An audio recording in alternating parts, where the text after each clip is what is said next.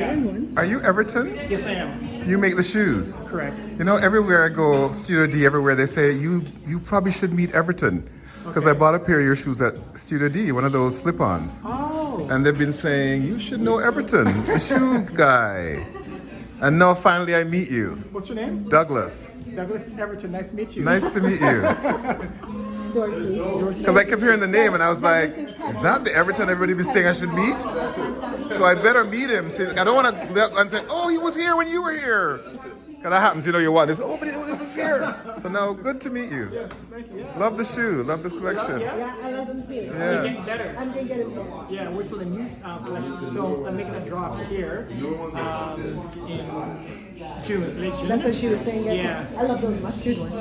Exactly. No, I want Are them. they going to be big enough size? Are those all smaller size for women? They'll be big enough sizes? From 36 to 47. Oh, great. Yeah, 47, yeah. Great, because I like those yellow ones too. I was like, I know. because I like the strap in the back. I actually like love that. this Yeah. stuff. Yeah, but the thing is, there's two styles, one with strap and one without But without, strap. I, Because I don't want this. you don't want the strap. No, you can put it in and go. Yeah, Oh, you like to shove. No, I like Hey, those are nice. Are those Doc Martens? Doc Martens, yeah. Yeah, that's good. You know something that I was in Vegas and I was trying to order them. They look really good, man. Yeah. So are you recording? Yeah. What for? Just for my own thing to support my brother. He's a documentary. A documentarian, man. Black life in Toronto is what I call You it. should pull the camera down on the shoe. I did it many Oh, yeah, times. I was doing the shoe Many cam. times. Shoe cam. Get your feet in here too. Shoe cam. Right. Everton's feet. Everton's the designer. So how did you end up going to shoe design? Do you always make shoes? No, I've been in the fashion business for over 30 years. Right. And so during the pandemic, you know, things closed down. Didn't know what I was going to do. So I was at her house, my girlfriend's place, and you know, Tuesday and Thursday she cleans the house. So she's cleaning the house, and I'm watching TV on the sofa. She comes walking by as she's mopping the floor or vacuuming for one of the two, and looked at my feet and like, I don't like your feet. Get some slippers or put on some socks. Wow. I'm like, whatever, you know. But 2 weeks later, I went downtown. I stopped off at the dollar store, and I bought a pair of slippers there. Brought them back, didn't like them. Like, this is terrible. So later on, I went downtown again, and I stopped off at Saks, Nordstrom's, Rosen, Browns, everybody. Yeah, they had the Gucci, the Prada, the JW Anderson, but didn't like any of them. And so I'm like, I'm gonna order some slippers from Japan because last time we were there, we saw these slippers and it looked kind of cool. But when we actually got them, it's like, had no support and no support on the bottom or on the footbed. So I said to myself, Everton, you've been doing this fashion business for 30 years. Create your own brand. So I started doing some research. The origin of slippers looked like Japan. The wellness of slippers. I need a manufacturer. I need a name. I need a kind of concept. I look at the school of Bauhaus, Pete Mandarin for his designs, and so I put all that stuff together. I needed a factory, so I called Brazil, Mexico, Japan, China, Italy, and Portugal. Brazil and Mexico doesn't really have the cachet per se, so like.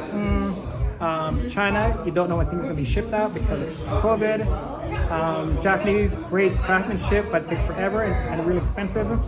Italians, my experience with Italians, I get screwed over all the time. So I'm like, Italy's out, so left Portugal.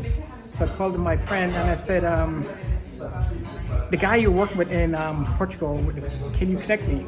So we connected together, we spoke on the phone, and he said, every time I'm too busy, I got too many brands I'm working with, so I'm like, I can't do slippers right now. I'm like, oh shit, what am I gonna do? A month later, I called him back to Diego, I'm coming to Portugal. Can you make time for me? He said, sure, come on this date. So I flew to Portugal, sat in front of Diego, I said, there's a small lane there for me to do the slippers. I know I can do it, you know? I need your help. Okay, let's try it. Now he's my partner, you know? So yeah. Wow. Resistance. Yes, pays off. And how long have you been doing it now? We'd say through the pandemic. I started. We launched. The concept came in 2020. Right. We launched 22. Wow. And now we're in our second year. Wow. Yeah. And how's it going? How are you feeling about it? It's been good. The sales hasn't been there yet. Right. Because the market's still hard, but the interest has still been high. more so, I went to Italy. I got invited to go to Italy twice to showcase there. I got invited to go to Japan. I got invited to go to Denmark. So it's been fantastic. Yeah, yeah, And yeah. what would you say drives your design aesthetic? Like, what's the main thing that you're trying to do with what you create? Basically, comfort, style, and I want functionality. Right, You know, right. when I look at functionality, I want to be able to my toes to be free when I'm walking around. When I look at style, I see men's fashion is still evolving, and people shouldn't be afraid of changing or how to change into new styles. And that's what I Right. find. Guys really don't know how to, how to adapt, and so they need someone to help them, which is fine. Right. And then functionality, because of the footbed that's inside, gives you foot support. Right, You know, right. because at the end of the day, man, your feet are the one that takes you around the world. You know, so yeah. And I noticed like initially you start with that clog shape kind of, Yeah. right? Why would you say it? The clog shape is probably the most, when it comes to your feet and your walnuts of your feet needs to be free and open, just like walking bare on the grass. Right, right. You know, and I find that the clog, or I'm going to give credit where credit's due, the Birkenstock footbed or toe box is I think one of the best in the market. You know, it's not like the typical sneakers where your toes are cramped. You know, what their toe box is allow the toes to be free and wide. Right, right. Yeah. And so, what's the most challenging thing about doing this? The challenging thing is changing the buyers' minds Right. that you can try or you can venture off into. Sorry, no. The challenging part is change the minds of the buyers. Right. They have to be a little more open to changes. You know.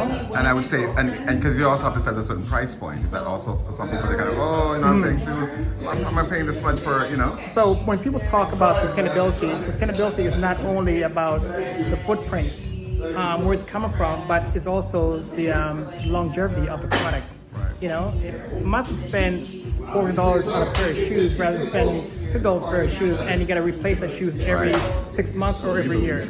You know? Yeah, spend the money and you get the quality and value, right? Yeah. And what do you love most about doing this? Man, to be honest with you, I love traveling. I love going to different countries and then being part of the culture, seeing the culture, Yeah. Yeah. You know? And in terms of like also getting a sense of how different people are wearing clothing, footwear, you're probably also observing, even just to go to the clogs. I mean, I think of going somewhere like Holland and even researching those different kinds of ways of wearing shoes worldwide also is part of that, right? But the funny thing, when I go to like say a country like Holland, everybody's still wearing the running shoes. Right, that's true. You find that in a very small community, But overall, we're so trained to wear a certain type of footwear that I'm trying to change the mindset with the culture that they can wear something like a clog and still dress up quite nicely, and still walk in comfort. It's funny, when I went to Pichi Umo, which is the biggest menswear trade show in the world, a lot of these guys were dressed really nice, but at the end of the day, their feet were bun. I'll bun them, on my passport, Jamaican passport. But the first time I went, they weren't really receptive to my shoes. Right. But the second season I went, everybody came to me, and now I got to send a pair of shoes to all these guys. All these French designers, Italian designers. Love the shoes. Fantastic. Yeah. And my last question sort of is a mix-up one. It's like, the meaning for you as a man of African descent, as a black designer, Caribbean heritage, I think. Is there anything significant for you? Because, of course, part of what happens when I talk to people, they say, this guy is black-owned business, And so I always think that excites me too, because I think I want to support that, right? But I also, not even just I want to support black business, but I think black people bring a certain aesthetic, a certain kind of way of thinking about clothing and lots of different things, right? And there's a particularity, I think, sometimes, not always, but can be present there in terms of just that sort of, I call it the cultural hybridity, that transnational, because, we tend to be straddling between, all these multiple heritages, plus the Canadian, if you live here, right? And then also you're traveling, you're exposed to an international kind of idea. So I always think that there's something that even when I look at what you've created, all of that's going on in the shoe, which is what attracts me to it, right? So there's that. So I don't know if for you, when you're thinking about yourself as this designer, how you think about it, how you connect with all that. First, I don't want to be first. I don't want to pigeonhole myself as a black designer. I'm a designer, Right. Or I call myself more of a creator than anything else, because I'm not formally trained to design. I see ideas, I think I can improve in it, improve at design. As for black in general, let's be real. Black created everything. As humanity evolved, it adapts. New people come along, they adapt to it. So at the end of the day, I just find this entire planet, we created it. We helped it. We really developed the world. And it's also interesting. It's kind of like what Kevin was saying earlier about not getting old but getting new. When Kevin, I don't know if you were here when you saw not getting old but getting new when he did the crystal. Were you here for the crystal piece? Maybe No, you left then. Yes. So anyway, he did this piece. So what you're describing kind of connects with that because kind of what you're saying is like. The original creation, but the evolution of the creation is always also reimagining and almost reconnecting it back to a certain historical perspective, and you're contributing to that. So the thing is, since I've been in this business for 30 plus years, I just see a cycle, and I get asked, how do you come up with different color, different style? It's because I've already seen it. I'm just regurgitating what I saw, but put a little twist on it, and that's what life is about. Great. So yeah. Great. And so I'm here. Do you have an IG presence? House by Everton. Great. Haus, H-A-U-S. Right? H-A-U-S, which means home in German. Right. Yes. Right. And what's coming next? You told us off camera what's coming next. Yeah. So I'm dropping to a small capsule collection end of June here at Kevin's place. I'll sure to say allwood Market and Cafe. And then in mid-June, I head off back to Europe for the trade shows. Great. Yeah. Great. And your stuff can be found here. Stuff for fun here and several other places in Toronto. Studio DN is one. Yep. Too, yeah. And online. Online. Excellent. And online, is it .com? What is it? Yes, it's housebyeverton.com. Perfect. Yeah. Thank you, Everton. Oh, my pleasure. My pleasure.